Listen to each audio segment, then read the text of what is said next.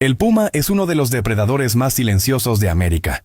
Puede saltar hasta 12 metros de un solo impulso, lo que lo convierte en un cazador letal. Puede acechar a su presa durante kilómetros, esperando el momento perfecto para atacar. A diferencia de otros felinos, el puma no ruge. En cambio, emite sonidos parecidos a silbidos o grito. Y aunque parezca aterrador, la mayoría de las veces el puma te habrá visto primero y simplemente decidió dejarte ir. Suscríbete para más curiosidades.